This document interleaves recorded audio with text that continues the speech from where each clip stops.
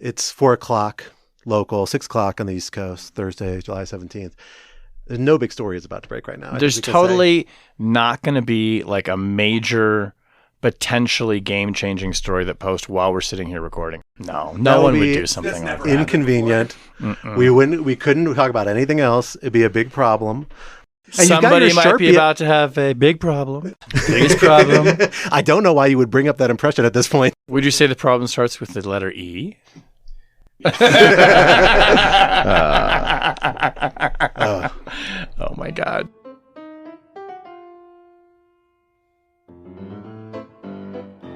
Hello, everyone, and welcome back to Rational Security, the podcast where we invite you to join members of the Lawfare team as we try to make sense of the week's biggest national security news stories. But not this week, because I am flying solo here at the Aspen Security Forum, the premier event for the foreign policy blob establishment.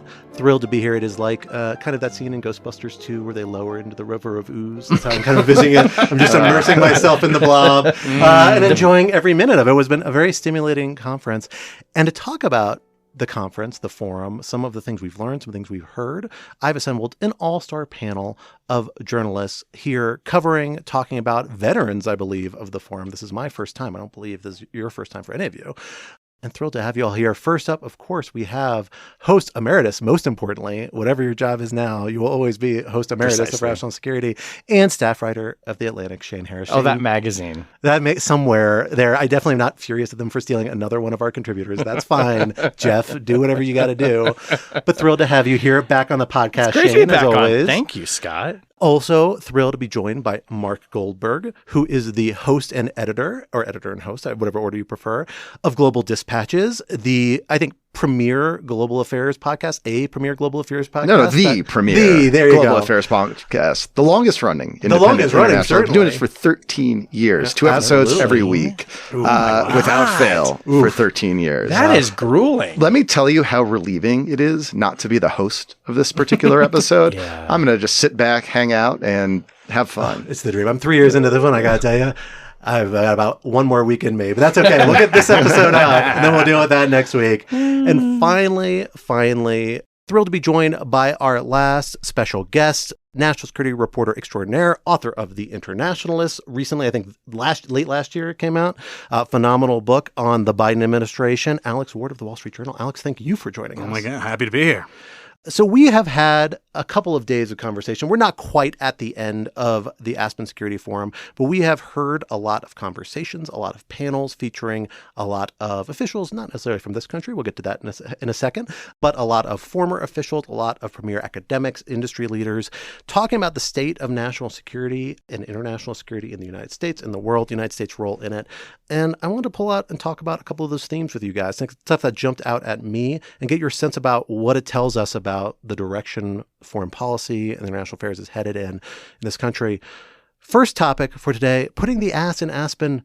24 hours before the Aspen Security Forum was set to begin, the Defense Department barred more than a dozen officials who had been publicly set to participate for months, for the record, from participating on the grounds that the forum promotes, quote unquote, the evils of globalism. What does this event tell us about how the Trump administration, or I should say at least some people in the Trump administration, because it's really more of a Defense Department thing necessarily than a government-wide thing. We can get into that in a second. Tell us about how it views its relationship to the foreign policy establishment and what that means for the trajectory of that foreign policy establishment and its impact and its ability to influence actual policy. Topic 2, rolling alone. While U.S. officials were in short supply at the forum, foreign officials were not, as foreign ministers and other officials from Europe, Asia, and other corners of the world had a heavy representation on panels and different elements of the events. And while those panels and events often addressed different topics, at least one common theme tended to emerge across them: the challenges in this new era of major power competition, especially at a moment when the United States seems especially skeptical of traditional alliances and multilateral institutions. What do we learn about the challenges these countries are facing, and what does it mean for the United States' ability to strategically compete in the years to come?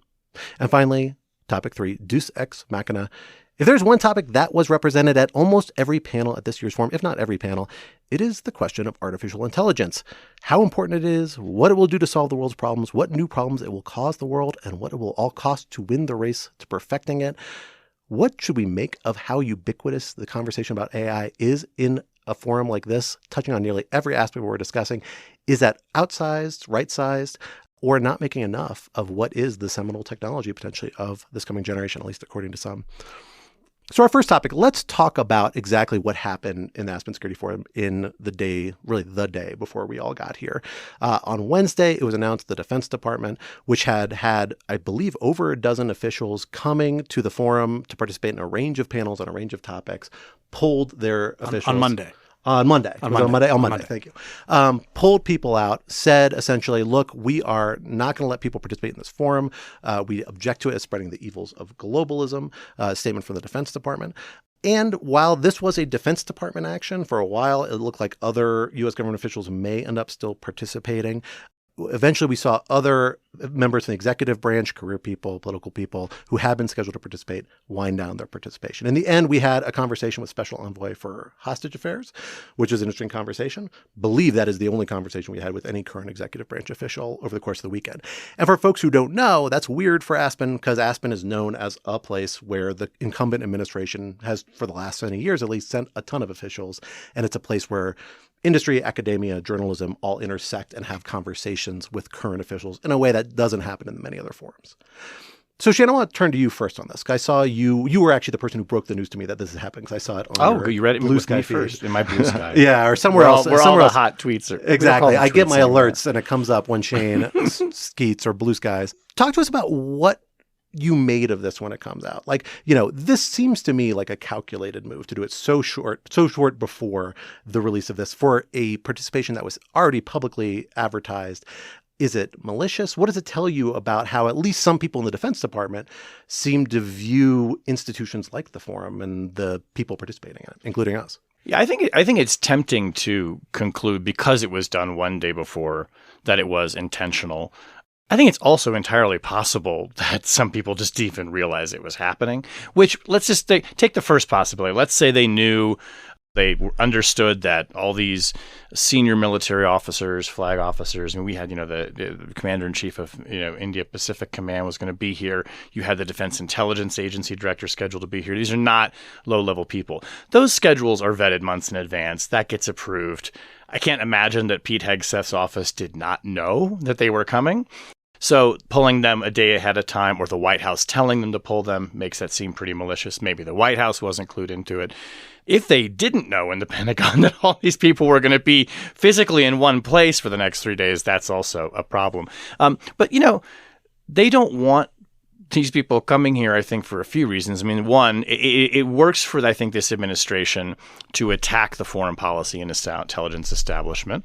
The President of the United States is literally doing that all the time. His own director of national intelligence is attacking the intelligence community on a regular basis. So I think that, if all of these people were to show up and sort of, do what you always do at Aspen, which is have these very sober, frank conversations about policy, maybe the administration would look like they were somehow endorsing that establishment that they're trying to tear down.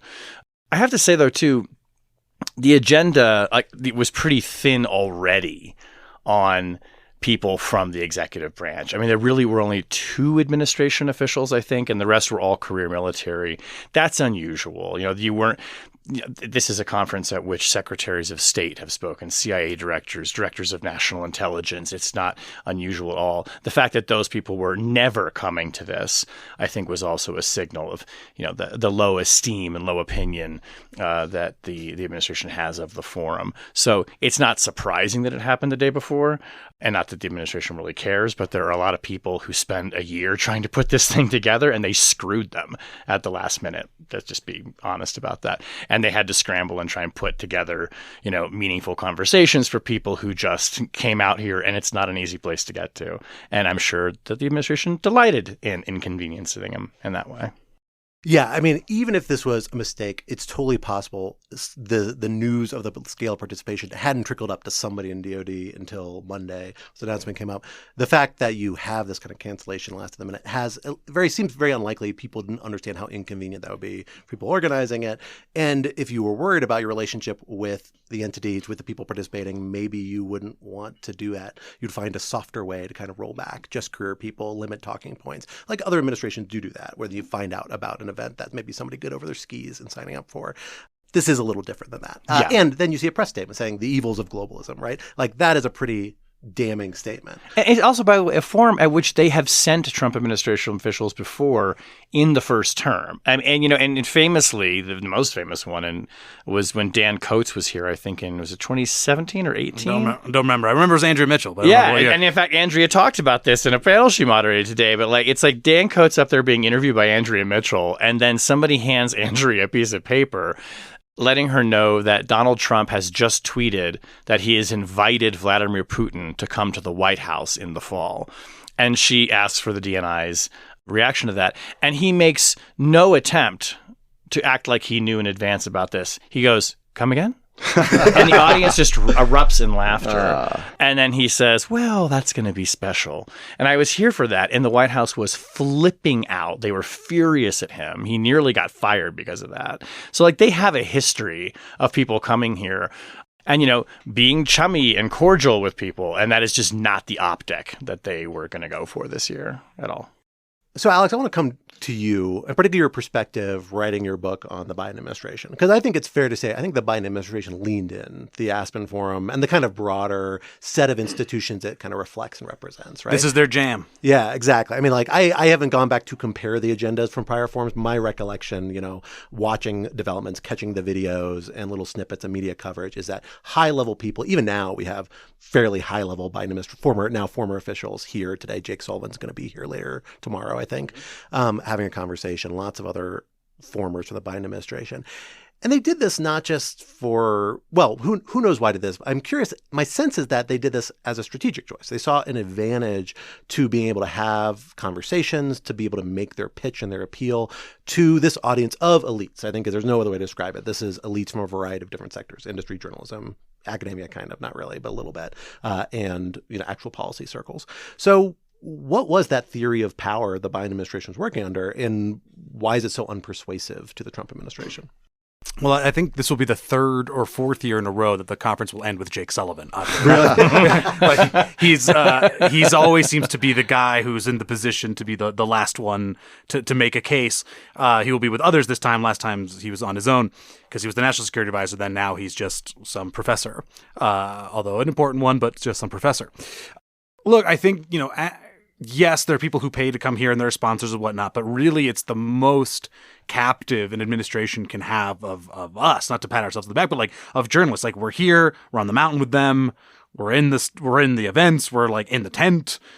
We can listen to them and then we file stories. And there are tons of great outlets here that are just going to file stories of what officials say. And sure, we're going to get a Dan Coates moment once in a while, or we're going to get a flub once in a while, or some official coming crosswise with administration talking points. But 80% of it is an administration getting their talking points across and letting us know, and therefore, the country that reads us, a sense of where they're coming from, of how they're trying to solve certain problems. And yes, this does have a bit of a blobby, elite tableau about it. But Trump people will probably go to the Reagan Forum, right? In California, it has Reagan in the name. They will go to other events. There's something about Aspen and I don't know what it is in particular, that seems to get their goat. That said, it's interesting, when Trump won, Trump was surrounded by a bunch of establishment figures in his administration, and he railed against them and tried to pursue a MAGA-fied foreign policy. Now he's surrounded by MAGA-type people, and in many ways he's pursuing a more establishment foreign policy, right? We're bombing Iran, we're for the moment tough on Russia. There's it's interesting, right? I mean, the trade stuff is its own thing, but there was a case for an administration to come here and be like, hey, 6 months, we gave Putin a shot. Now we're turning this corner, or, we gave Iran a shot. We had a relatively successful military mission. Here's where we go from here. This was actually a decent moment in time for them to make some pretty strong cases about where they were and where we are now and where they were going. And the fact that they pulled out, I actually think it will be a detriment to them, because in one sense, you could make the case they're running scared. And two, as Shane pointed out, they look disorganized or at least malicious. And three, they passed up a genuine opportunity to inform the public that, like, hey, Trump's foreign policy has some wins here.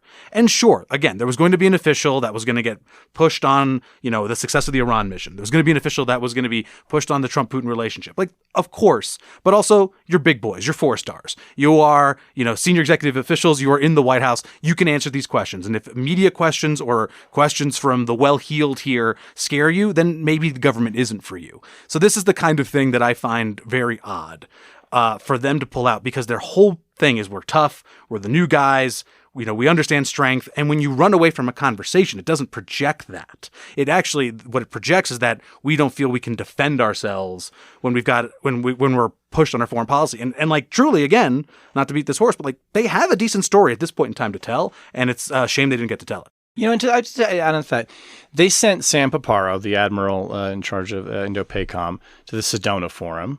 He was fantastic. I mean, it was great. It was a terrific discussion that they did. They sent the U.S. ambassador to NATO to a conference in Estonia that I was at a couple of months ago. He held his own on a panel of fellow European ministers who were all asking the question, "Are you staying in NATO?" And actually delivered the message, "We intend to stay in NATO." Like, so to your point, Alex, like, these are just obvious places for you to show up and say, "This is the policy. Here's what we stand for." And like, no one's going to throw tomatoes at them, for crying out loud. This is a very well-heeled, respectful kind of environment. And it's just like, I think they were just trolling by pulling these people out. It's really a shame. And actually, you make a good point. Like, on NATO, you could say, we did the 5%. Yeah. Like, exactly. another good case. Like, I myself here. NATO Secretary General called him daddy. Right. Like, there are 3, at least right now, cases they could have made and just hit that, Yeah. and it would have been fine. If anything, it actually would have been positive for them. I just find this to be a very odd decision, and actually I think it speaks more about, their it might speak to their feelings at this conference, but it speaks to their feeling of their abilities to defend and explain their policies. And we should know, I want to be fair, like, you can't really get crosswise from daddy, right? If Trump gets wind that you've said something like a Dan Coates, you get in trouble. Like, there is a risk to them. But again, if a conversation scares you, don't do this job. Well, and it's been pretty exceptional. Tell me if you guys disagree with this. But my sense is actually the Trump administration, setting aside this incident, actually has come across kind of well in a lot of the panels. We've saw panels that complement the NATO meeting that we just had. Shift in Ukraine policy viewed positively. We had an Israel panel that, frankly, more than anything, emphasized continuity between the Biden administration and Trump administration's approach. Very complimentary. Several people there to the Trump administration's relationship with Bibi. There was a space panel that was fairly complimentary to the Trump administration's policies.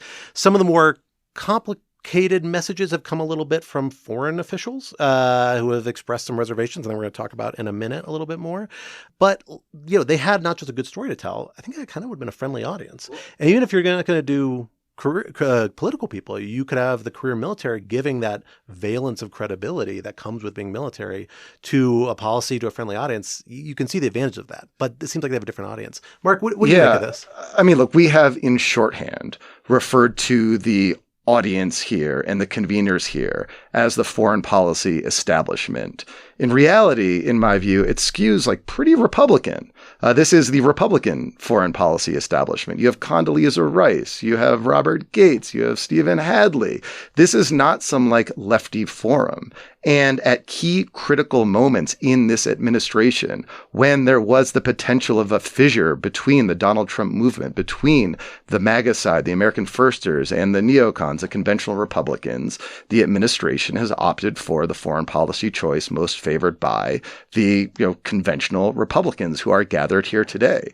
Whether that was the bombing of Iran, whether that was eventually coming around to support Ukraine, and any other of those key decisions that at one point threatened to expose a fissure in Republican foreign policy and Donald Trump's foreign policy, he sided with the kind of crowd that would agree with him here in Aspen. And so, to Alex's point, it sort of was an own goal. This could have been an opportunity in which the Trump administration could have, demonstrated its bona fides to the establishment here, which agrees with it on many, many issues. Like, this is not some like lefty forum. Like, the framing of many of the conversations here, that Israel panel that you referenced earlier, this is like very conventional Republican foreign policy stuff.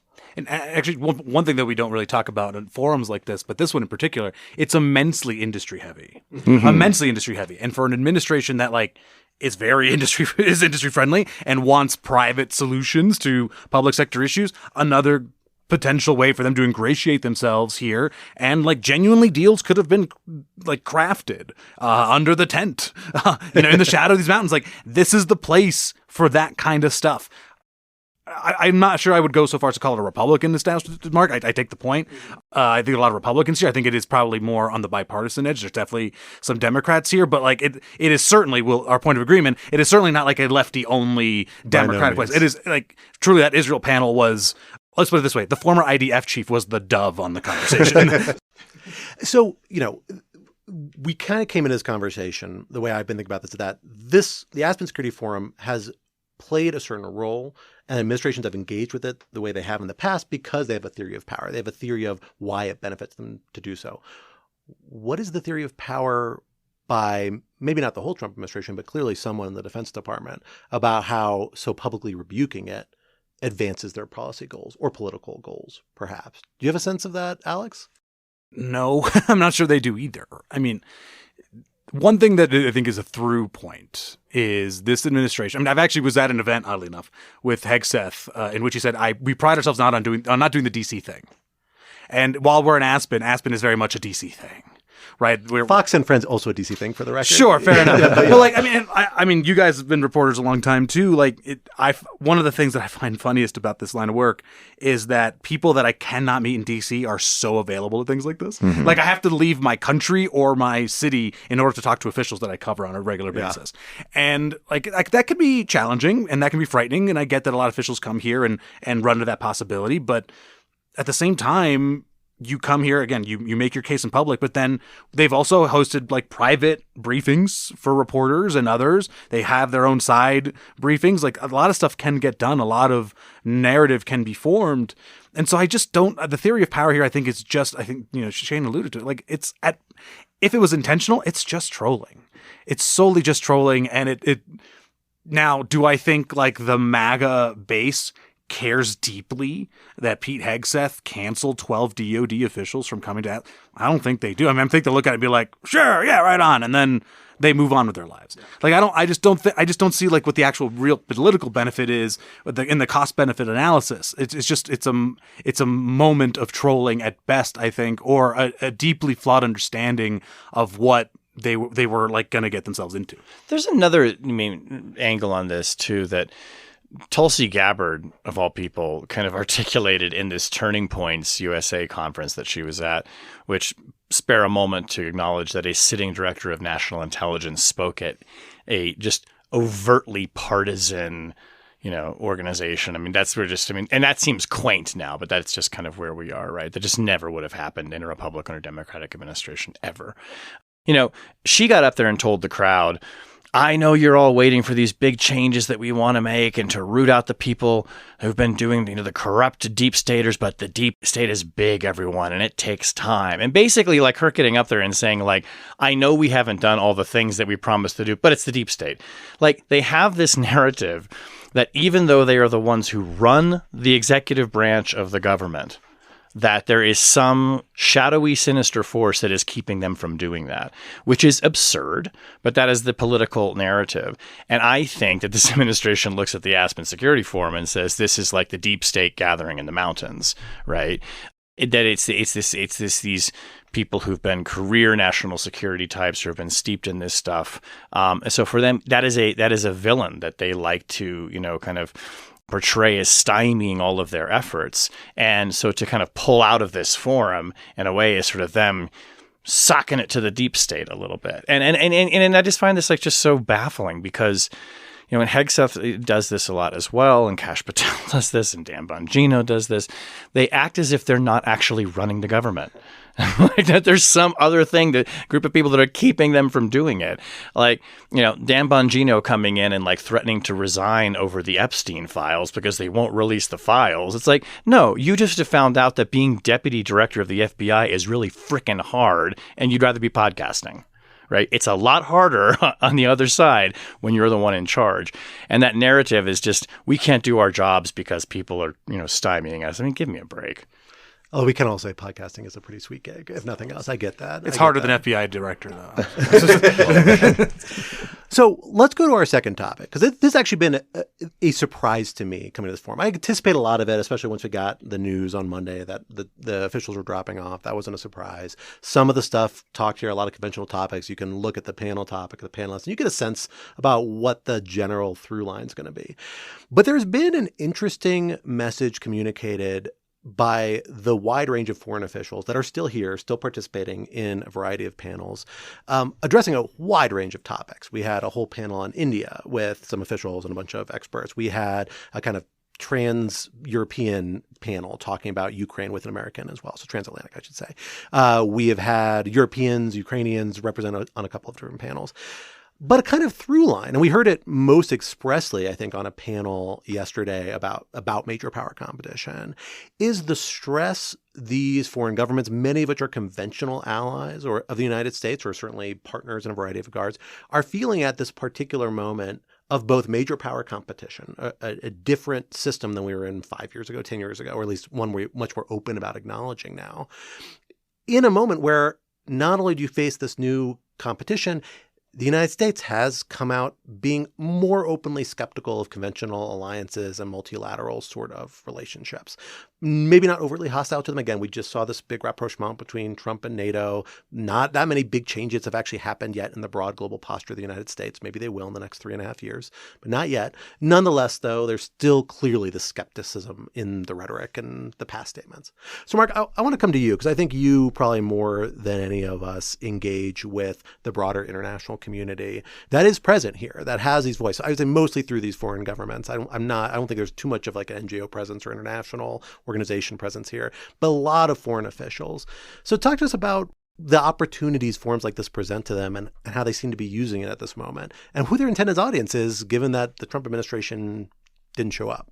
So you have seen, I think, an opening of space for the fact that the Trump administration officials abandoned this conference for many foreign officials. But many of the foreign officials featured were former foreign officials who, in my view, I prefer to hear from because they're able to speak more freely and without constraint for having to represent the views of their government. And the panel you referred to earlier offered something of like a global perspective on geopolitical shifts underway. And you heard from, for example, the former foreign minister of Pakistan, who very bluntly said that the sort of daily onslaught of images coming from Gaza is constraining in making her government's ability to cooperate with the United States far more difficult and is doing far more damage to the United States and to American soft power than we would realize. And she was telling that again to an audience here in Aspen who is elite, who's not, I think, potentially as sensitive to many of those images that are coming out of Gaza. So that was, I think, a helpful corrective. But let me kind of push back on something you said earlier, Scott, which is that we've not seen a wholesale breaking of Trump from the broader international system. So, the big story today, potentially the other big story, was that, overnight, earlier this morning, the Senate passed a rescissions package. This is about, $9 billion that Congress approved back in March. 8 of that $9 billion was for foreign aid. One of that $8 billion in foreign aid was for funds related to the United Nations. So as of, today, and I'm sure the House will vote on this soon, the United States will contribute $0 to UNICEF, $0 to the United Nations Development Fund, severely cut back on UN peacekeeping around the world, and a host of other accounts and funds that support the multilateral system that the United States has championed for so long. And I think what you are seeing and hearing from many of these foreign officials is their attempt to grapple with a world in which the liberal international order, such as they knew it, such as they came up in their careers, really no longer exists. I believe it was the Singaporean foreign minister who said, this is the end of an era. And, you saw a punctuation of that as well this week. Yeah, I think it was the Singaporean foreign minister, although it may have been somebody else. I'm confusing the line. Meant that it's the end of an era and we don't know what's coming next. Precisely, yeah. This idea that we're in a transitional phase and everybody's struggling to figure out what that realignment looks like. Let me come to you on this, Alex, because obviously you're a close follower of foreign policy engagements, and with these foreign governments. Who is their audience they're trying to reach with this sort of message in forums like this? Now, maybe these are remarks they thought they're going to get the Trump administration here. But as Shane pointed out, Trump administration was never really going to be here in meaningful numbers. We're talking about career military people, important interlocutors, but not the people at the apex of kind of decision making for these big policy questions.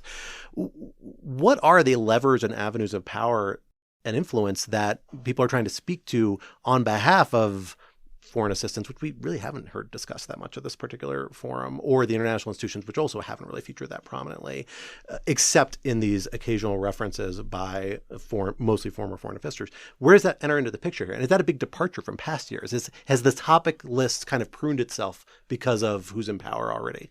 Let me jump on my nerd horse and take us back a little bit before to get started. This is why I invite the institutional memory of Aspen here. Exactly. So, okay, but let's Trump won. They start the export control games on Huawei, ZTE, and basically start saying, hey, this era of globalization where China is able to really integrate with us seamlessly, no more. But they took an important but a smallish bite out of that whole game. The Biden administration comes in and even though they call it small yard, high fence, basically just went bananas in this realm and said, and effectively was like, globalization is over. I mean, I think Jake Sullivan almost said that explicitly. Globalization is over. We're in the post-Cold War era. Like, we're in a new phase, and we are just trying to right-size our own economics and our own alliances and right-sizing all these things, pulling out of Afghanistan, et cetera, to prepare for what's next. Like, we don't know what's next, but we know it's not the same, and we're going in that direction. Trump comes in a second time, and it's kind of that same mentality as Biden. They're still kind of ratcheted up like 4 degrees. Ratcheted up, and then there's sort of a caring less about allies, and now you've got this removal of, support for institutions for which the Trump administration says, like, these don't serve American interests or Americans, and therefore, as we prepare for what this new era is, we're trying to basically preserve resources or prioritize or whatnot. So that's where we are. We're in this prioritization phase. And I think when you are a foreign official and you're struggling to make inroads with the Trump administration, in part because there's no National Security Council and you have Rubio having 4 different jobs, literally. You are trying to make any and all cases to the administration. Hey, look at me. Hey, I matter. And / hey, this is how I'm thinking about things. Can we align in some way? And these are sales pitches. Like, we call it diplomacy, but these are sales pitches. There's sales pitches by the Singaporeans, or if the Tanzanian foreign minister could have been here, would have done the same. They are trying to make a case through us reporters, but also the people here who have the ears of some people in the administration of, hey, the Singaporeans are thinking this way. They think a conflict with China might actually happen. The Europeans are really happy about this pivot. Maybe want to continue doing that. Like, they are trying to do diplomacy in public. It's a public relations campaign. And coming to Aspen is a really good place to do that. If you're bang for your buck, like, literally, it's just probably the best place you could do. So that's what this is really all about. And the hope was, if you were, say, the foreign minister of Singapore, you were hoping to talk to Sam Paparo, the admiral of Indo-PACOM. You were also hoping to talk to other DOD, maybe the intel officials. Maybe Singapore's like, hey, we can help and track in the Chinese in certain ways. Like, I don't know, those would have been private conversations. But that's what coming here does. And that's why they always attract a decent foreign audience. Because this is, again, it's also, not only is it a beautiful place to be, but it's where you can really make your case to the broader public. So there's been acknowledgement on a lot of the conversations the last few days about the need for international cooperation on a lot of things, like whether it's AI and setting standards, and everybody has energy needs and trade needs and you have to deal with diffusion, or whether something we're going to talk about in a minute, or whether it is a variety of regional challenges countering China. Like, the need for multilateral, some sort of international coordination is there. But we haven't heard much talk about the conventional approach to that. I haven't heard the United Nations really mentioned once, I don't think. I haven't caught all the panels. I've caught most of them. No climate either, right? I haven't seen climate mentioned at all. Maybe a little bit in the energy panel, but only in passing. All right, fine. A little energy. Yeah. A little energy climate. I mean, like a lot of these big global challenges aren't there. But and so we have this narrowed vision of international cooperation that's necessary. That's here. And maybe those issues are being narrowed because of the audience, because of who we're speaking to. People are trying to figure out how to arbitrage their time and resources. But what is the mechanism for international cooperation that's still on the table that people are pushing towards? Like nobody's pushing for conventional, broad international institutions to work through this stuff. Is it? You still see a lot of nods towards conventional allies. That seems to be the one thing that, while the Trump administration may be skeptical of, people are doubling down on here. Nick Burns really hit that really strong in his opening remarks. Like, big thing we need to do is treat our allies well. And that is, I think, the one area he's most willing to criticize the Trump administration on. Have we heard other avenues about that sort of international cooperation, how this is something that everybody seems to acknowledge needs to happen, could still happen in this moment? I don't know if I've actually heard that much about solutions. No. Shane, have you? No, and I think that like partly this reflects the fact that the president likes bilateral agreements, right? He likes deals, right? I mean, the tariffs are probably the most vivid expression of this notion that what we're going to do is we're just going to form arrangements one-on-one.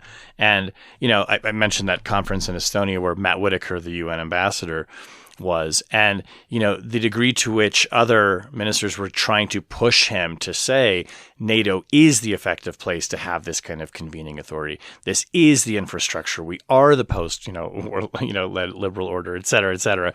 And he was paying lip service to that. But everyone knows that those organizations, it's not that I guess to say like NATO is being diminished, but when you have a president that likes to do things one-on-one, that likes that he is the deal maker, he is the decision maker, you know, it's a much more personality-driven kind of policy making. And so, you know, it feels like we can have a great conversation about NATO and the future of NATO, but like, even if you bring it back to like 5% commitments of GDP for NATO spending, that's like Trump wanting to spike the football on that. And the NATO Secretary General even giving him credit for that. Like it all just keeps coming back to Donald Trump as the center of the universe, which is, I think, very much what he wants and believes that he's the president and we're the most powerful country in the world. And again, that's how it should be. You know, he doesn't like these international gatherings. I mean, it was the G7 that he went to, right? And basically like stormed out of the room because, you know, I don't like these things and you're mean to Vladimir Putin and you didn't invite them. He like has a kind of, you know, visible reaction to that. You know, I will say on the allies piece of this, I mean, what I focus on a lot in my reporting is intelligence sharing partnerships, and particularly with the Five Eyes nations. They are very nervous and have been for quite some time, both in terms of this administration's demonstrated historical propensity to, you know, be loose with classified information, you know, to leak things that it shouldn't be, you know, to store boxes of classified documents in your toilet. You know, they pay attention to that, but they've also been watching the way that the White House has been interfering, for instance, with the selection of senior positions at the CIA that are normally nonpartisan positions, and wondering, like, are we tilting towards a world in which the administration is going to start just stocking the FBI and the CIA and the DOD with a bunch of political loyalists? And it kind of is feeling like it's moving in that way for them. So I wonder, too, as we talk about, like, what are the big, you know, international cooperative organizations, are the allies actually going to be the ones that start pulling back and saying, this thing is not working with you guys right now. We are nervous. We don't think you're good partners. And we got a problem here. You know, and on the intelligence front, people are just very nervous and it's drifting and it's cautious is how I would say the allies are right now towards us. Yeah. You know, for the last, couple years, this idea of the fraying of international cooperation and the basically diminution of the United Nations as a platform to enforce and support international security has been something that like a lot of smart and forward-thinking thinkers have grappled with. And the solutions that are kind of coming up, and this is one of my core beats, is that the future of multilateralism is, what people sometimes call multilateralisms or mini multilateralism. in which you have a coalition basically of the willing around a certain set of discrete issues, which come together in cooperative forums and try to plot solutions to those issues. And this is kind of the vanguard of thinking right now on international cooperation. But to Shane's point, the fact that Trump is such a destructive force in many of these conversations means that the evolution of this kind of multilateralism is not happening at a pace required to confront many global challenges, which still require global solutions. You can't solve climate change on a bilateral basis. You can't do AI governance on a bilateral basis, or not even a bilateral basis, a basis that excludes industry and civil society. So you need to kind of rethink how we approach multilateralism. That's like the vanguard of the thinking here. But again, Donald Trump, the fact that he is so volatile on so many issues, I think precludes real meaningful conversation on these solutions. Although I'm curious, especially since you follow this so closely. I mean, one of the things I'm noticing, and if my impression's wrong, please correct me, but obviously Trump won, very hostile to allies. Biden team almost bent over backwards for allies. And sort of in this era, as not only Trump too is thinking about things, but even the Biden government in exile, they are starting to, what I'm hearing from them is basically like, actually, allies are good. They're not the be all end all. That there needs to be a bit more sort of American unilateralism. Like I hosted a book talk here for a guy who wrote a book, Eddie Fishman, who wrote a book called Choke Points about the sanctions and export controls, and he was great book. Well done. Yeah. Plug for Eddie. I have the book. I haven't read it yet. Okay, it's fine. No, but but my point, one of the things he said that struck with me was like, hey, sometimes you need to, like, hey, U.S., this whole notion of multilateral sanctions work better than unilateral sanctions. Yeah, there's some truth to it, but like, just go. Move forward. And when I've talked to some Biden folks, they're sort of feeling the same way, that there is some feeling that allies are good, work with them when you can, but like, but you can sort of move on your own. So this is a really long way of saying I'm hearing lately that there's an anti-ally sentiment, but there's a more of like, pro-unilateral sentiment, I guess. And I don't know if you're just sensing that as well.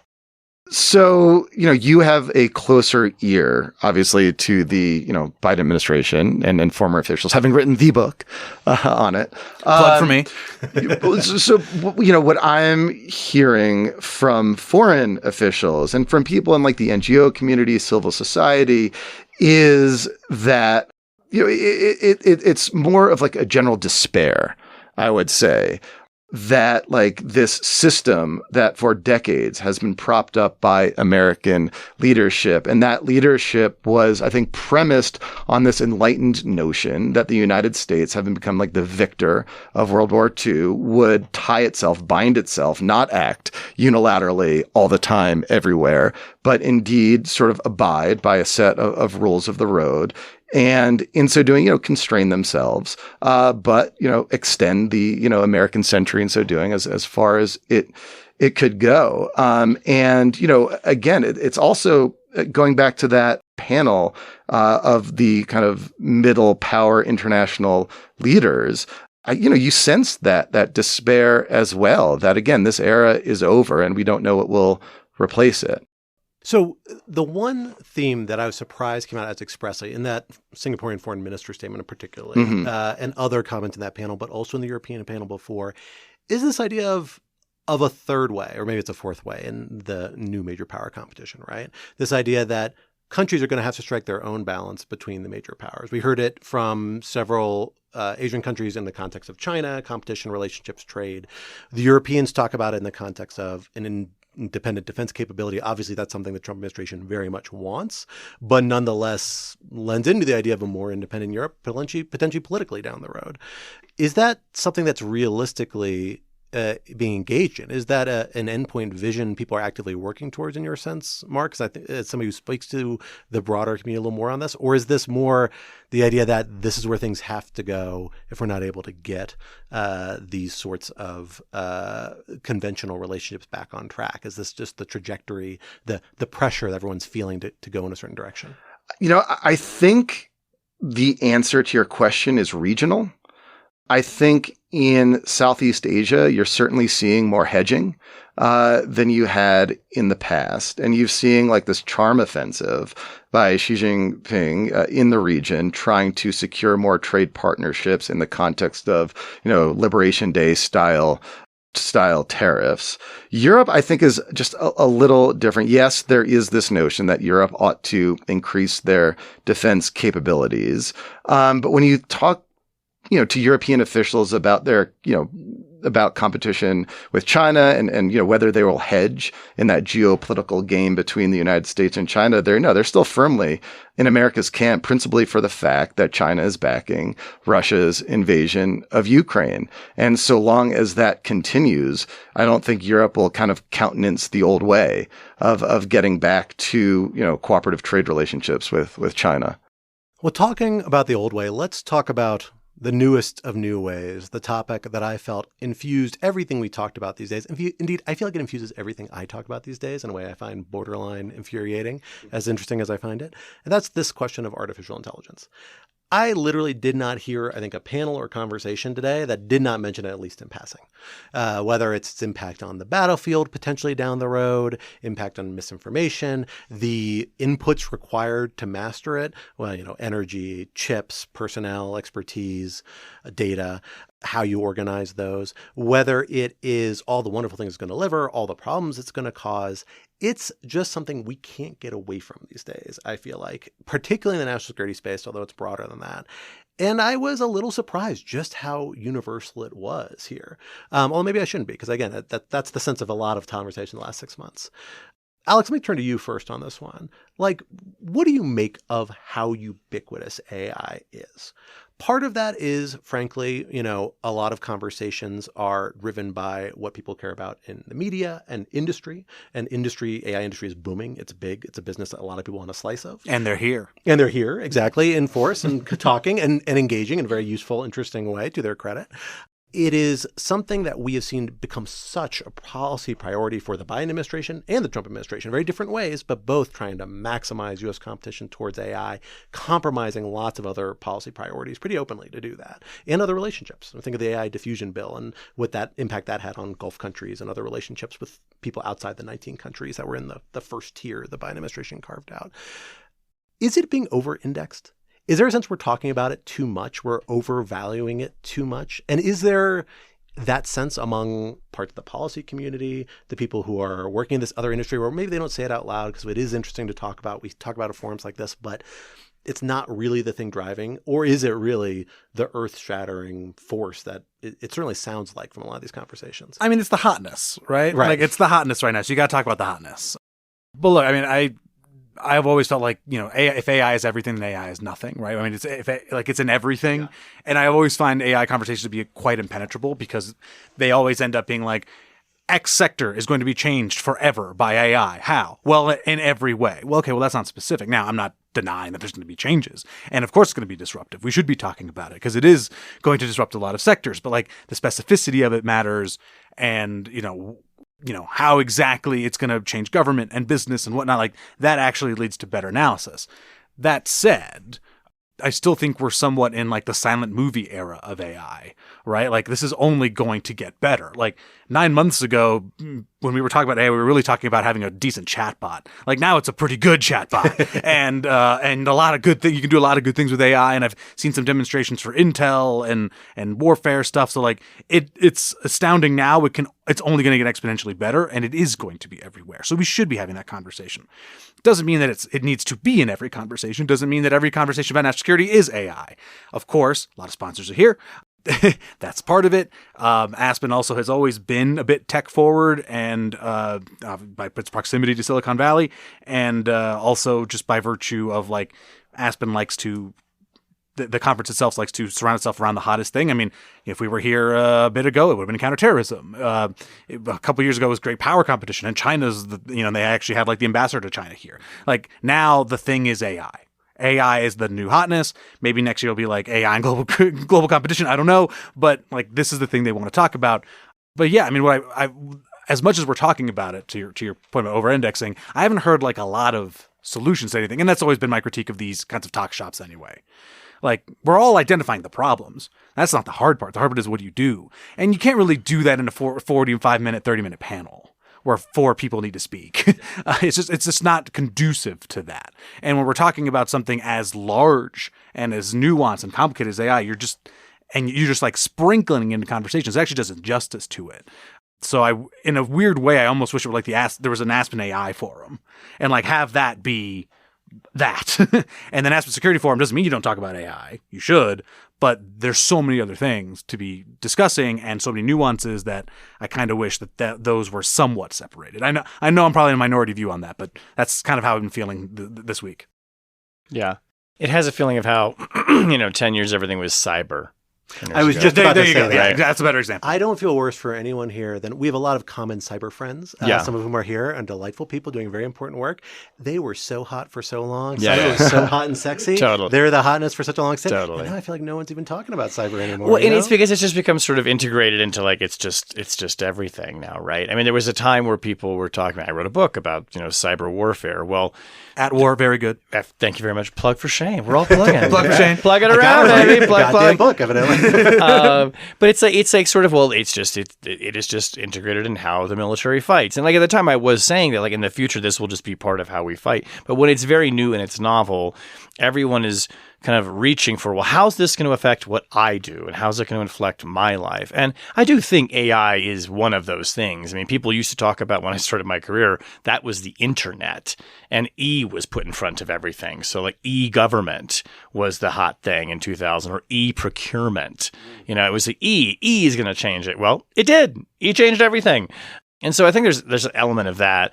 I would like to see more focus on the race of AI and getting to more sophisticated AI with China, because that's the thing that really freaks national security people out. And I mean, I was talking to a former Justice Department person about this at the forum, who was really like bemoaning the fact that the export controls around these, kind of NVIDIA chips and others, they can't quite get it so like that China's not getting their hands on these things, right? And that frustrates people who try to do export control because they don't want China to have those chips. And there's a real race.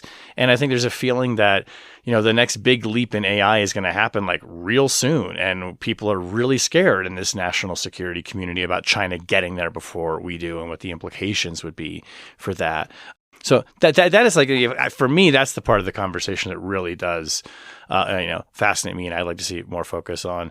It's interesting as a journalist. I mean, dealing with AI. I mean, we're all wondering who is it putting out of business in the journalistic community, right? So there's this also all of us soon enough. Well, right. I mean, I hopefully AI won't be able to develop sources and cultivate and get classified information, but until AI drinks as much as we do. Yeah, exactly. AI doesn't have to sleep.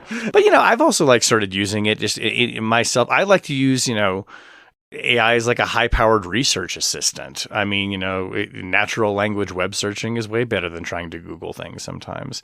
So, there are ways that I too have learned to embrace it. But I mean, it's a kind of terrifying technology because it's rapidly advancing so fast, and we don't know how it's going to affect things. And that just anything that moves that fast and seems uncontrolled is going to make national security people freak out. So he just said one thing that was really interesting that popped up. One person said to me here, AI is actually what we don't know.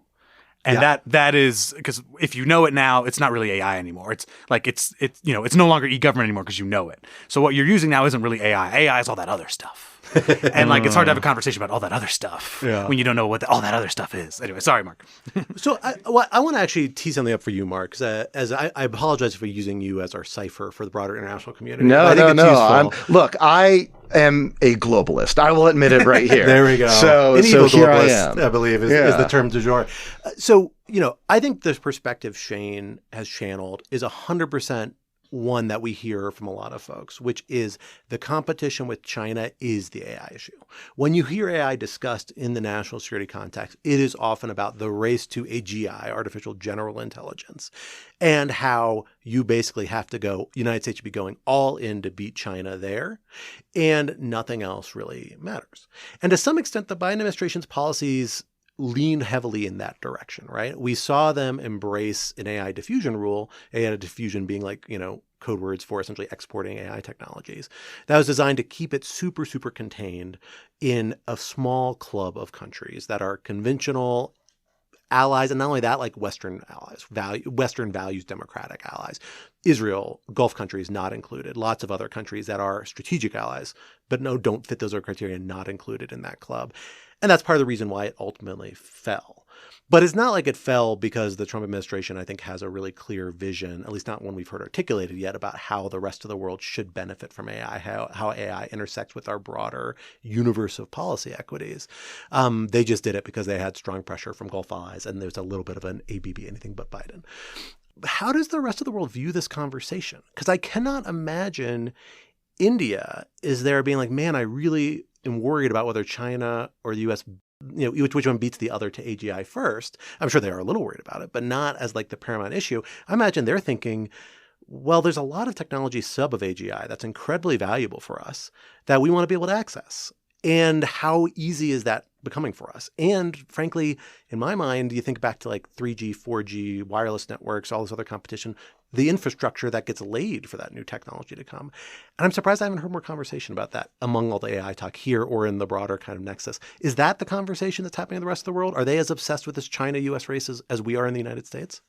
So to a certain extent, I wonder whether or not our conversations on AI today may, like if the natural endpoint, as you just articulated it, the American kind of policy view is that we need to guard our AI so we get like the best AI, the most high-powered AI, and no one in the world gets that kind of high-powered AI, is in some way almost mirrors to what's happening with like the EV industry, where yes, the United States, the West, has the best EVs, right? The most technologically competent EVs, but China is winning the EV game because they're making a perfectly good EV that most of the world drives. And you could make the argument that China's approach to, say, EVs is something that is more in line with the global good than what the United States is doing.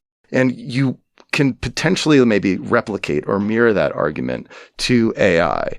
If, say, the United States is pursuing AI at the expense of all others, and, China develops an AI, in this race that is more widely accessible to more countries around the world, who really wins in that situation? Yeah, the United States might get like the biggest and the best, but the rest of the world still has a pretty decent option, and in so doing may more tightly align with China. And that to me at least seems to be the future of this conversation. But like directly to your question, to the point, I don't think that there has been a tremendous amount of thinking and research done. It is being done, at the industry level, at civil society level, but it's not like the United States government is pursuing a policy of AI for good. How can we leverage artificial intelligence technologies to promote the social and economic development of people in the developing world or people in Africa? And I don't know if China has a wherewithal to do that.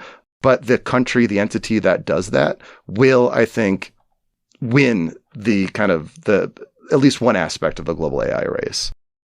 Well, folks, that brings us to the end of our time together, our time in this wonderfully studio lent to us by the wonderful people at the Aspen Security Forum, and Gabe, our wonderful professional engineer. Thank you, Gabe. But this would not be Roush with Creative if we did not leave you with some object lessons to ponder over in the week or days to come until we are back in your podcatcher. Shane, what do you have for us this week? So I'm doing a log roll today, baby. Love it. I'm going to plug an article that I just published this morning in The Atlantic. What's that? I've never heard of this. It's a small magazine. It's a very old magazine. Yeah. It's very old. Publishes once a month now. No, I had a fun story today. Well, not fun, actually. I think it's a seemingly lighthearted, trivial story that actually I think has very dark import, but I'll just tell people and then you can go read it. So the story is 2 years ago, James Clapper, the former director of national intelligence, one of the longest serving intelligence officers in U.S. history, kind of a legend in the field, decides to adopt a service animal at this service animal training academy because he's a great dog lover, as was his then late wife, who'd recently died, named the dog after his wife, Susan. The dog turns out to be a natural bomb-sniffing dog and gets hired by the CIA, which Clapper thinks this is great. I mean, how wonderful. I worked for my whole career in the intelligence community. I love the CIA. His wife had worked in the intelligence community as well. So the CIA puts the dog through a training program, and it's all set to go. Susan's going to go become a bomb sniffing dog for the agency. And there's going to be this like puppy graduation ceremony. It's going to be really sweet and really, really nice at a CIA training facility in Herndon. The day before that graduation, Clapper is informed via the CIA, you can't come because of the president's executive order stripping you of a security clearance, which the administration interprets as you can't set foot on government property. So basically, because of this order, an 84-year-old man who spent 50 years in public service to his country and named a dog after his dead wife doesn't get to go to a graduation ceremony. If you wondered what the depths of the pettiness of this administration is when it comes to attacking their foes in the supposed deep state, now you know it extends to dogs. So yeah, it's a sad story, but I'm glad we got it out there. Folks can go read about it in The Atlantic. And Susan is an adorable 2-year-old yellow lab and is going to hopefully have a very bright career protecting CIA personnel. Fingers crossed for Susan. I think Susan's going to be okay. She did not land in the Department of Homeland Security, but we'll take that. For my object lesson this week, I will endorse the Aspen Security Forum. This is my first time. I've really enjoyed it. Really interesting conversations. They have recordings of a lot of their panels, like all their panels online, except for a few book talks and everything. But I will say the part that's most interesting is, as Alex alluded to, people in DC, you occasionally get to interact with. It's hard to sit down with for like 20 minutes or half an hour and have a serious conversation about. I've been able to have dozens of those, and it's been great and stimulating and interesting. And I have tried to do a little favor for you, the listener. Where I've been able to, I have asked people if they'll let me put it on tape for like 15 or 20 minutes or so over cocktails or coffee.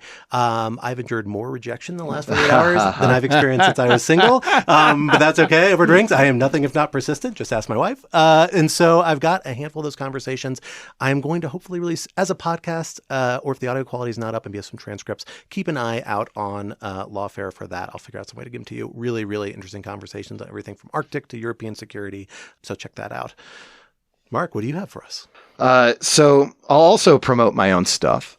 So I mentioned at the outset that I started this podcast, Global Dispatches. You can find it on globaldispatches.org 13 years ago. And it's an interview-based show. I don't do a whole lot of talking on it. I ask people questions. However, a year ago, I started a podcast specifically about the United Nations called To Save Us from Hell. The name is derived from a famous quote by the second UN Secretary General, Dag Hammarskjöld, who said that the United Nations was not created to deliver us to heaven, but to save us from hell. And this is a chat show where I and my co-host, who's a professor of international relations at Fordham University, who specializes in the UN, named Anjali Dayal, and I just every 2 weeks chat about news and happenings around the United Nations. And on my drive to Aspen from Denver, where I live, I listened to the entire 2.5 hour confirmation hearing for Mike Waltz as the new UN ambassador. So our latest episode is about what we learned about Trump administration's potential approach to the United Nations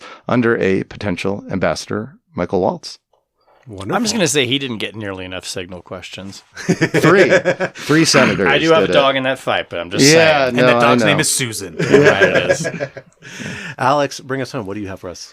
I have embarked on a fun little intellectual journey, which is I'm trying to read a book on every president in order. Wow. Let me know about that Harrison book. That's what I'm really curious It's about. a pamphlet at most. Or Franklin Pierce. Come on. That's soon. So if you think it's a humble brag, yes, it is. But two things have come out of this. Number one is I found an amazing sense of community because a bunch of people have done this and they have great recommendations on which is actually the right book if you prefer biography or like a certain moment where the president dealt with a crisis. Tons of people have done this journey multiple times with different books on each president, but I've found just a great group of people who have great recommendations, and there are a bunch of fun folks and presidential nerds. And as someone who covers national security, and especially the White House, I feel like I need to learn about presidents. Which brings me to the second point, which I've really enjoyed doing this. I've always known this was true, but it's really true now. Presidents are deeply weird people. They are so weird. And I didn't recognize how weird, especially the first three were. Like Washington would send like really meticulous notes about what fashion he wanted from London. He was really into London fashion at the time. And he would ask for like, I want these specific buttons and I want this collar. And we know there's a legend that he was 6'4". We know he's 6'2" because he put it in his, in his requests for clothing. John Adams like just sent an insane amount of letters to his wife, which we sort of know, but he also just like very quick to temper, and in like really odd situations, not even high powered situations, just like quickly lost his stuff. The thing that sticks in my mind the most is Thomas Jefferson, and I'll end with here because we could go to Madison, but I'll stop with Jefferson. Is as much as you know about Jefferson, you'll never think of him the same way again. After this, he had a bird that he allowed to eat food out of his own mouth. Oh my gosh. I'm as a proud graduate of the University of Virginia, I was You aware did of know that, this? and it is really weird. It's a really weird fact. And honestly, I had to read that page multiple times. But Thomas Jefferson let a bird eat food out of his own mouth. So anyway, as weird as all our presidents are, current and recent past, whatever, they've all been weird, and I can't wait to learn about the more weirdness in the books ahead. And if you're interested in joining the journey, get in touch. But there's also like genuine like pages on Reddit and also just online of like recommendations. It's a whole thing. It's been a fun part to be a part of. Oh, that's awesome. I've thought about that myself. I had no idea the community behind it. That's really cool. I will check that out. Well, folks, that brings us to the end of this very special episode. Rational Security is, of course, a production of Lawfare, so be sure to visit us at lawfaremedia.org for our show page, for links to past episodes, for our written work, and the written work of other Lawfare contributors, and for information on Lawfare's other phenomenal podcast series. While you're at it, be sure to follow Lawfare on social media. Wherever you socialize your media, be sure to leave a rating or review wherever you might be listening, and sign up to become a material supporter of Lawfare on Patreon for an ad-free version of this podcast, among other special benefits. For more information, visit lawfaremedia.org/support. Our audio engineer and producer this week was Gabe. Thank you, Gabe. Thank you, Gabe. Of the Aspen Security Forum. Very much appreciate the support on that end. Our music, as always, was performed by Sophia Yin, and we are once again edited by the wonderful Jen Patcha. On behalf of my guests, Alex, Mark, and Shane, I am Scott R. Anderson, and we will talk to you next week. Until then, goodbye.